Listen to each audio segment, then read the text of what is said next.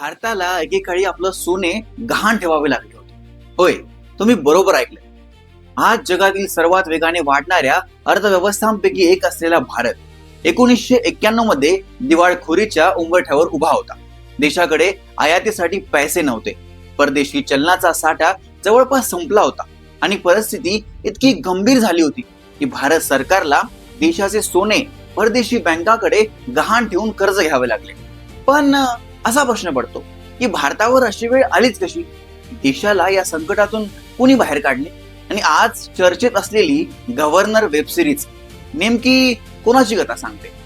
तर नमस्कार, मी आदित्य थोरे आणि तुम्ही पाहत आहात द फ्रीडम कॉलम. गोष्ट आहे 1980 ची. 1980च्या दशकाच्या अखेरीस भारताची अर्थव्यवस्था अनेक समस्यांनी वेढलेली होती.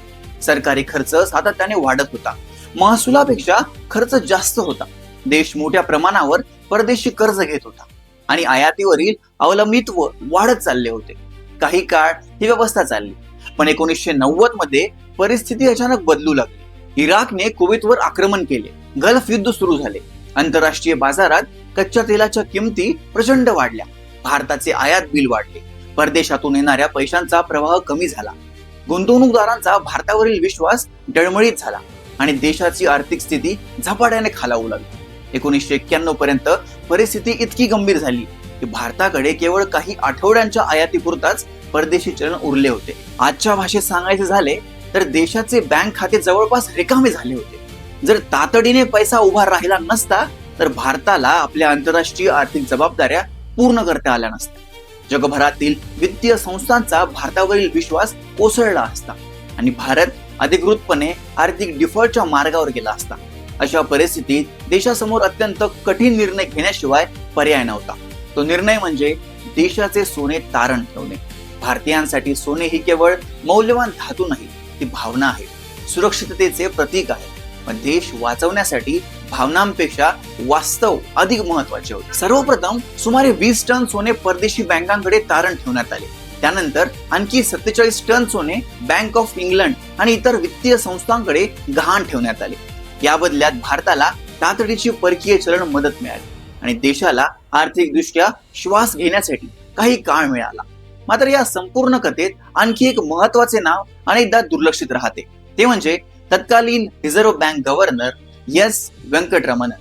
आज ज्या गव्हर्नर वेब सिरीजची चर्चा सुरू आहे तिच्या केंद्रस्थानीही तेच व्यक्तिमत्व आहे. देश आर्थिक संकटात असताना रिझर्व्ह बँकवर मोठी जबाबदारी होती. परदेशी बँका, आंतरराष्ट्रीय वित्तीय संस्था आणि जागतिक बाजार यांच्यासोबत विश्वास टिकवून ठेवणे आवश्यक होते.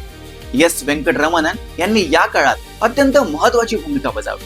ते सतत जागतिक वित्तीय संस्थांशी संपर्कात होते, भारताला तातडीची आर्थिक मदत मिळवून देण्यासाठी प्रयत्न करत होते आणि देशाचे सोने तारण ठेवण्याच्या संवेदनशील प्रक्रियेत त्यांनी महत्वपूर्ण नेतृत्व दिले. अनेक अर्थतज्ञांच्या मते त्या काळात रिझर्व्ह बँकेने दाखवलेले धैर्य आणि संकट व्यवस्थापन नसते तर भारताची परिस्थिती आणखी गंभीर झाली असते.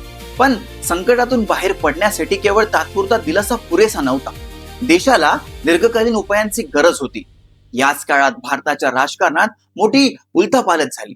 माजी पंतप्रधान राजीव गांधी यांची हत्या झाली, देशात राजकीय अनिश्चितता निर्माण झाली आणि अशा परिस्थितीत पी.व्ही. नरसिंहराव देशाचे पंतप्रधान बनले. त्यांनी एक ऐतिहासिक निर्णय घेतला. देशाच्या अर्थमंत्रीपदी डॉक्टर मनमोहन सिंग यांची नियुक्ती केली. याच क्षणापासून भारताच्या आर्थिक इतिहासाला नवे वळण मिळाले. डॉक्टर मनमोहन सिंग यांनी संसदेत आपला पहिला अर्थसंकल्प सादर करताना एक ऐतिहासिक वाक्य म्हटले होते, ज्या कल्पनेची वेळ आलेली असते तिला जगातील कोणतीही शक्ती रोखू शकत नाही. यानंतर भारतात आर्थिक उदारीकरणाची प्रक्रिया सुरू झाली. परवाने राज कमी करण्यात आला, खाजगी उद्योगांना अधिक स्वातंत्र्य देण्यात आले, परदेशी गुंतवणुकीसाठी दरवाजे उघडण्यात आले, आयात निर्यात धोरणांमध्ये सुधारणा करण्यात आल्या आणि भारतीय अर्थव्यवस्थेने एका नव्या युगात प्रवेश केला. आज आपण ज्या भारताला पाहतो, मोठ्या परकीय चलन साठ्याचा देश, जगातील प्रमुख अर्थव्यवस्थांपैकी एक आणि जागतिक गुंतवणूक आकर्षित करणारा बाजार, त्या प्रवासाची सुरुवात 1991च्या संकटातूनच झाली. म्हणूनच 1991च्या आर्थिक संकटाची चर्चा होते तेव्हा 3 नावे विशेषतः घेतली जातात: पी.व्ही. नरसिंहराव, डॉक्टर मनमोहन सिंग आणि reserve bank governor S Venkitaramanan. Narasimha Rao यांनी राजकीय नेतृत्व दिले, डॉक्टर मनमोहन सिंग यांनी आर्थिक सुधारणांची दिशा दिली आणि एस व्यंकटरमणन यांनी भारताला आर्थिक कोसळण्यापासून वाचवण्यासाठी आवश्यक असलेला वेळ आणि आर्थिक श्वास उपलब्ध करून दिला.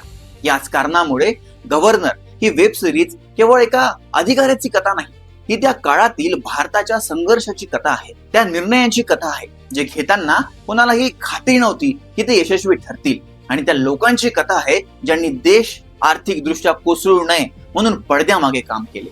आज भारताकडे शेकडो अब्ज डॉलर्सच्या परकीय चलन साठा, पण एक काळ असा होता की देशाला स्वतःचे सोने परदेशात पाठवावे लागले होते. ही गोष्ट केवळ इतिहास नाही तर एक इशारा आहे. अर्थव्यवस्था मजबूत ठेवणे का महत्वाचे आहे, परकीय चलन साठा का आवश्यक आहे, आणि संकटाच्या काळात योग्य नेतृत्व किती महत्वाचे असते याची आठवण करून देणारी ही कहाणी आहे. तुम्हाला काय वाटते? 1991 मधील आर्थिक सुधारणा भारतासाठी आवश्यक होता का, की त्याचे काही नकारात्मक परिणामही झाले?